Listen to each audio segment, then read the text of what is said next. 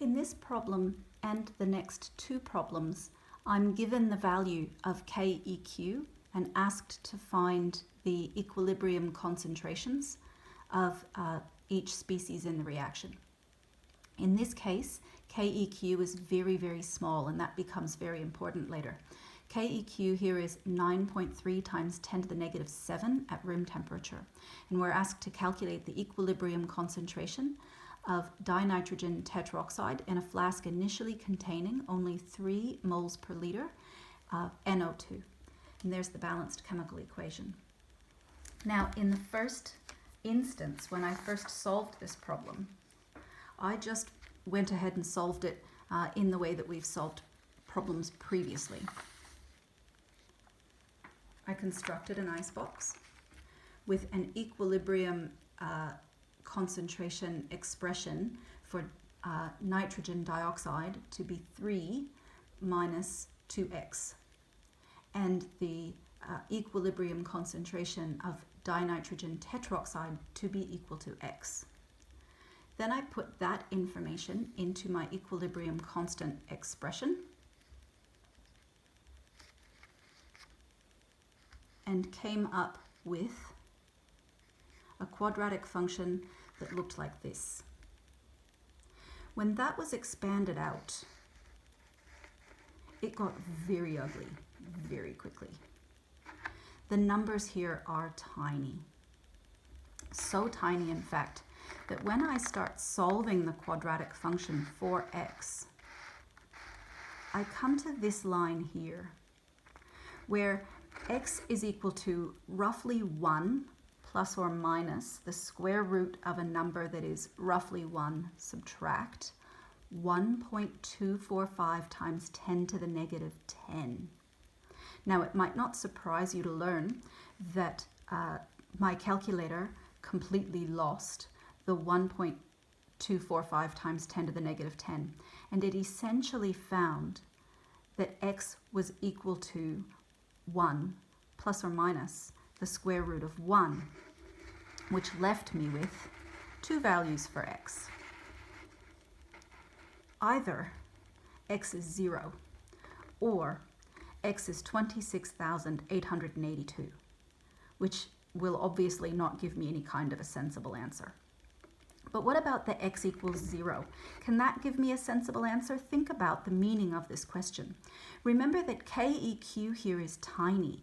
KEQ is up here. 9.3 times 10 to the negative 7 is the ratio of products over reactants. So this number should be absolutely minuscule when I compare it to this number. So given that x is the equilibrium concentration of a product, when the product is virtually non-existent in relation to the reactant, x equals 0 is actually quite a sensible answer.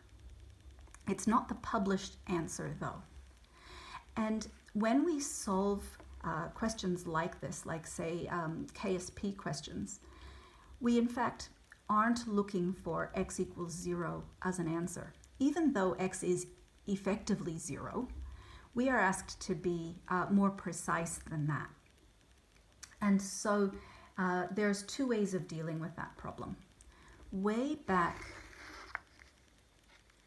here, I could multiply both sides of that equation by 10 to the negative 7, essentially taking out that tiny, tiny number and then working through and finding a value for x that will be very, very, very small, but not precisely 0. So that's one way to solve it.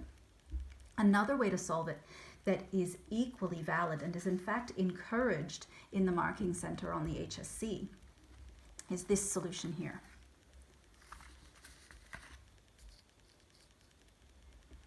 So there's the icebox that I've set up as before. We've seen that one already. And then I substitute into the equilibrium constant expression, the same as I did before.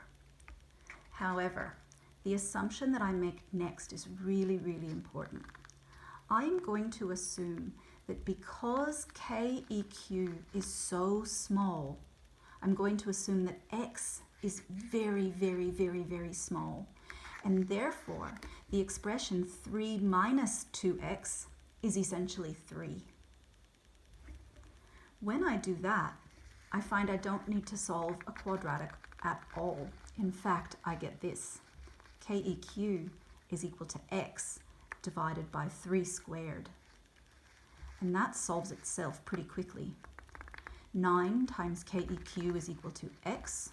So therefore, 9 times 9.3 times 10 to the negative 7 is equal to x, giving us x equals 8.37 times 10 to the negative 6. So that means that at equilibrium, the concentration of N2O4 is equal to x, which is equal to 8.37 times 10 to the negative 6 moles per liter. That is a very sensible answer because remember, KEQ here is tiny. So the concentration of the product should be really, really, really, really, really small. So the first answer that I got, the x equals 0, wasn't a silly answer. We were just looking for something more exact than that. There are two ways to do that. One is to solve, to eliminate the 10 to the negative 7 by multiplying both sides of the equation by that value. Sorry, multiply both sides of the equation by 10 to the 7 earlier in the solution. Or alternately, make this assumption. When KEQ is very, very small, I can assume that 3 minus 2x will be equal to 3, and that will collapse my quadratic and I won't even need to solve one.